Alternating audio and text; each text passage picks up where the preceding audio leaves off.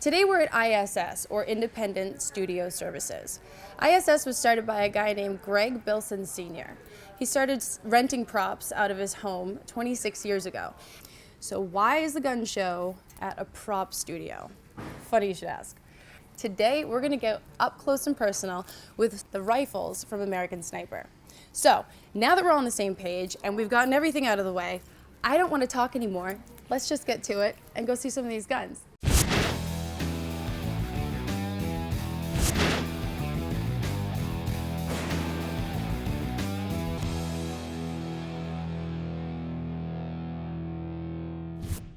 Hey guys, so I'm here with my friend Carl who works at ISS, and we have pulled out the rifles from American Sniper, and we're going to go over each one with all of your amazing knowledge that you have on each one, the scenes that they were used in. So let's start with this one. Yeah, this is a Remington 700 custom rifle made by Dan Ross, D.D. Ross Company. It's basically a copy of an early Mark 13. It's got the little donut on the end here, which matched Kyle's rifle, one of his rifles. Macmillan stock, Night Force scope, and of course all the custom accessories. And so now this one was used in the opening scene when he had to shoot the kid that was... Right, yeah. Fuck, that was gnarly. This was Horrible carried scene. throughout, I think, the first three, definitely first two tours in the film. This is one of two. This is the main one that was used in the film. So you're saying that Bradley Cooper's face was right here? It was, yeah. This is amazing. I love my job. Okay. All right. So this is great. This is awesome. You want to grab another one? Sure. Which scene was this used in? This was the fourth tour when they were on top of the building. This is also the rifle he used to take out Mustafa.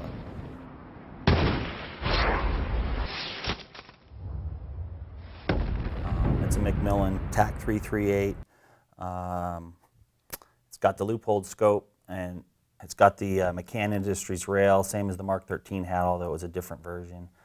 And this rifle was built by Macmillan Firearms for us. It's not their stock 338 gun. It was actually made exactly like they made the real Kyle rifle. So it's an exact replica of. That's great. So now when you say they were on the roof, is this the sandstorm scene Right. roof It's thing? also the one he drops. That's yeah. that was my Yeah. next question. So this is the one that goes tumbling out of the back, and Right. that was a good scene. All right. Yeah. And this is the only one, and that's the way he had it. Nice. Just put everybody's ears out. So when you guys replicate guns and make them for movies, you guys really paid a lot of attention to his personal rifles and Oh yeah. I mean, there's so much detail in all of these that's spot on. We researched it for several months and started acquiring parts and pieces to build these guns before production was even started. They were still filming a musical at the time, and we were getting these guns ready because they had to go to Morocco to get it all done in time. Wow. We actually started building several months before we even knew for sure they were going to film the movie. That's crazy. Yeah. That's crazy. Well, it definitely pays off because I know all the gun nuts out there watch the movie and like, oh, that's right, or that wasn't right, or this right. So I think you guys nailed it because I haven't heard any complaints from anyone. There's a few things out there people talk about, but the reality of it is we match exactly to the photographs that we were given from his teammates, right down to the T. The question came up whether or not they would have used the Night Force on this rifle or not. We took the liberty to stick with the loophole because it happens to be the one that he talks about in the book, and it's also on the cover of his book. Yes. So, and it also gave the filmmakers a different look, So one's a detachable magazine, one's the internal box magazine. Nice. So, well done. That's why you guys are the best at what you do. Attention to detail. All right, let's grab another one. Okay, so this is the next rifle. Where was this used? I believe this was 2 or 3, or maybe the end of 2 or 2, or somewhere in the middle there. This is what he used when he was kicking indoors. Clear. It's a semi-auto, so it's not quite the long-range precision rifle that the others are, although it is a precision gun. Yeah. It's a Knight's Armament Mark 11 or SR 25. This was built by Knight's Armament for us for the film. Beautiful. Right down to the T, Again, the optics were questionable. This was the stock scope that came with that gun and that setup, so we took the liberty to keep it the same. In the film, this will actually accept a Mark 11 suppressor, Knight's Armament silencer. Yeah, I was going to ask if that was... It will take the same one as the early Mark 11, or I'm sorry, Mark 13 did. But in the film, he didn't use it. He actually had it strapped on his vest. Yeah. So, because he's entering the building. So. For sure. Awesome. So now he used many different guns for different tours and stuff like that. Do you want to explain why and how, or? We were basically matching what the script had. Okay. The script didn't match the book necessarily for what he really did in reality. But based off what the script told us is what guns we used. And then, of course, we had advisors. We had a military technical advisor, former Marine Jim Deaver, and Kevin Latz, which was Kyle's former teammate, came in and helped as well. That's and great. He knew exactly what he would have used when. Of course, yeah. And so we just knew, okay, we have to build all these guns, and they can use them how they want to use them. Yeah. You know? So. I love how much detail goes into this. I love Yeah. how much work you, I mean, I'm sure you guys don't love how much work you do, but I love all the attention to detail, and it definitely pays off in the end.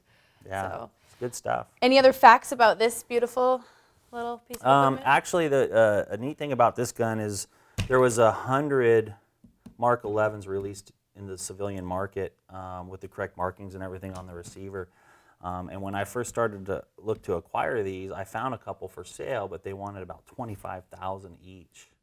And of course, that was like not going to happen. Yeah, we had not so already had two SR-25s in stock that we were talking about just building them up and making them a match to save on money because we had a lot of other builds going on. Of course. And I happened to call a friend at Knight's Armament, and they ended up building us some custom ones. They even did the Mark 11 logo and everything. Goodness. So this is actually number 101 and 102 in the civilian world. Awesome. Yeah. Well, that's really cool. Yeah. Let's do another one.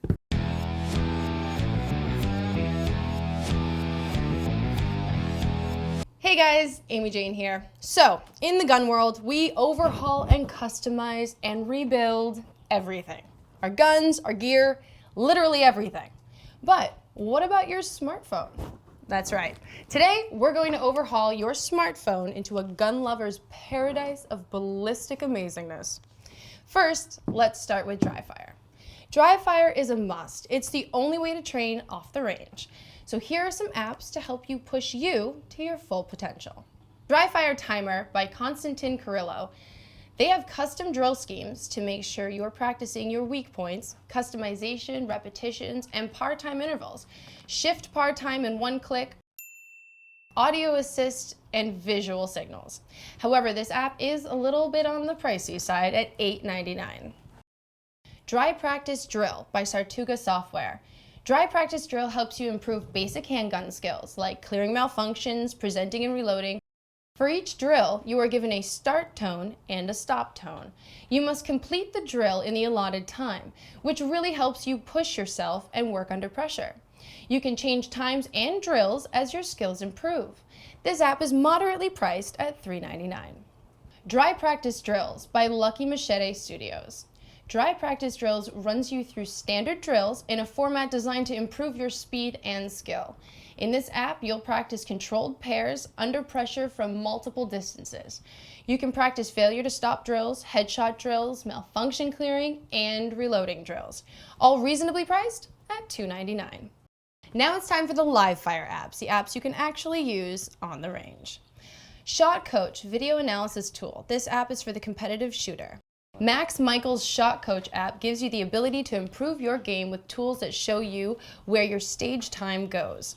You can analyze the form with frame-by-frame video scrubbing, see exactly how you use every fraction of a second to shave time off of your stages. Improve your accuracy by analyzing movement, positioning, grip, and all fundamentals of the sport.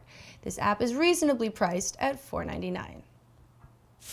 Straylock and Straylock Pro. This is a ballistic calculator that I have heard a lot about from many fellow Second Amendment supporters. This app for Android calculates everything for you, taking all the mil-dot math and doing it for you, taking all of the factors of what scope you have, wind speed, wind direction, distance in meters, and slope angle in degrees, and helping you make the perfect long-distance shot. It is one of the more expensive apps for around $12, but I'll pay that to not have to do math.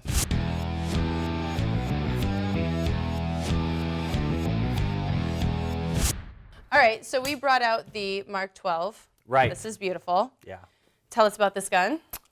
This is the Mark 12. It was originally built for lone survivor. It was used by Matt Axelson's character, which was Ben Foster. It went through a couple different phases of paint since Lone Survivor to American Sniper. Yeah. We switched some optics around, but it's essentially the same gun that was used in both films. So is it common for you guys to just kind of Frankenstein off guns and change things up and use the same? I mean, it makes sense. Right, yeah. I mean, Yeah. these are not inexpensive firearms, so For sure, we for have sure. to reuse them in the different films that we're doing. Yeah. And this was a perfect movie, a perfect time to utilize it. So now this one has a suppressor, Yeah. which, is it real? Is it? Actually, this one is fake. It's a copy of a Ops Inc. 12th model suppressor. We also purchased and acquired 2 of them for the training. In the movie, sometimes they like to put the real ones on there, but there's really no reason with editing and everything, Yeah. so we make dummies. Of course. Yeah. All right, let's move on to the next one. Okay. All right, so here's our next rifle. Yeah. Tell us all about it. This is another training scene. This is kind of a plain Jane rifle. This has been on probably 100. We like Janes here, Yeah. so. This has probably been on 100 different shows, and they needed a rifle for a scene. I got called at the last minute. This was filmed here in California. This wasn't over in Morocco, where they had them on the range, but they didn't want to use something that we've already done. So we just took a Remington Police Sniper Special, painted it up, and that's what they ended up using. They were like, we need a gun, ready, go. And you're Yeah. like, ooh. Okay, here you go. Yeah. So it's a for pretty you. basic, you Yeah. know, police rifle, and that's what we used. Awesome. Yeah. So now, how many guns did you guys make for American Sniper? If just the sniper rifles, we did a dozen different That's ones. crazy. Yeah, we did. There was in the script we had different contingents from the Army, the Marines, and the Navy. So for Kyle's character, we built four pairs of rifles: the early Mark 13, the Macmillan. We did a later Mark 13 Mod 5 gun that didn't get used in the film. And then we did the Mark 11 semi-auto rifle. So those were just for the one character. We also crazy. built a pair of Marine Corps M40A3s and a pair of Army M24s for supporting snipers. One guy could have 6 rifles. We usually do a replica or a rubber gun for stunts. Yep. You know, sometimes the stunt guy has his own that matches exactly to what the actor has. So it just depends on great. what they're filming, how they're filming it. And we had budget reasons too. Yeah. So just in the 12 rifles, we probably spent about $100,000. Yeah. Okay. And then on top of that, we had 80 Marines, so we had to go out and acquire like 60 sets of Knight's Armament rail Yeah, systems, that's plus crazy. all the additional everything. You know, it's a big investment. Awesome. Yeah. All right, well, let's do the next one. So this is probably one of my favorite ones. Yeah. Let's go over all the fun stuff on this. This is his primary gun. He carries this throughout the film, in addition to his sniper rifle or whatever else he's using. There might have been a few scenes where he didn't have it, but for the most part, this was with him Yeah. at all times. This is the Mark 18. It's basically M4 platform, shortened barrel. We built these up off of Colt receivers. Colt again. Yeah. They're actually transferable receivers, which is kind of neat. Which so they're very valuable. This is the Mark 18. The gun had a couple different configurations in the film. Early on, it had one kind of paint scheme. Actually, it's the same paint scheme, but they added some later on. This Punisher logo was actually added late in the film. That's so sick. He used the same rifle early on without that logo. So, and then they added the same logo to some of the vehicles and other gear, the vests. On the tanks, yeah. Yeah. The at peel was added late in the film, where earlier he had the PEC 2, which was a larger square box. So a couple different slight variations, but it's the same rifle. This is great. Awesome. And Well, thank you so much for Yeah, showing you're us welcome. all these amazing rifles. Definitely got my fill of American Sniper today. Yeah. Thank you for your time. I know You're it's very welcome. valuable, and all of your knowledge. And thank you to ISS for letting us come in here and run around and actually trusting to let me loose around here. So thank you for that. And I guess that's it for today. Great, thanks. And we'll see you guys next time.